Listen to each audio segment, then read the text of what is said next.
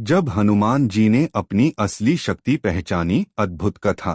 श्री राम, लक्ष्मण और वानर सेना माता सीता की खोज में समुद्र के तट पर आ पहुंचे थे। समुद्र अत्यंत विशाल था, उसका कोई छोर दिखाई नहीं देता था। उसके उस पार स्वर्ण नगरी लंका स्थित थी। सभी वानर चिंतित थे। कोई बोला, मैं थोड़ा उड़ सकता हूँ, तो कोई कहने लगा, मैं आधे मार्ग तक जा सकता हूँ। लेकिन महावीर हनुमान जी एक और शांत भाव से बैठे थे, सिर झुकाए हुए, मानो उन्हें अपनी अपार शक्ति का स्मरण ही न हो। तभी जाम्बवान जी आगे आए।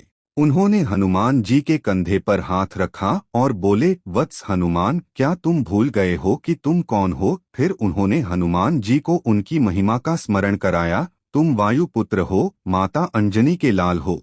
बाल्यकाल में तुमने सूर्य देव को फल समझकर निगल लिया था।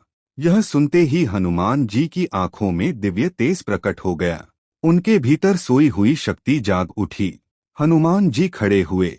उनका शरीर विशाल होने लगा।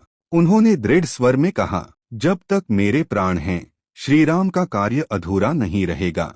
तभी आकाश को भेदती हुई गर्जना गूंजी, जय श्री राम। एक ही छलांग में हनुमान जी ने समुद्र पार करने का संकल्प लिया। मार्ग में पर्वत आए, राक्षसों ने बाधाएं डाली, माया ने परीक्षा ली, लेकिन भक्ति, बुद्धि और बल के द्वारा हनुमान जी ने सभी बाधाओं को पार कर लिया।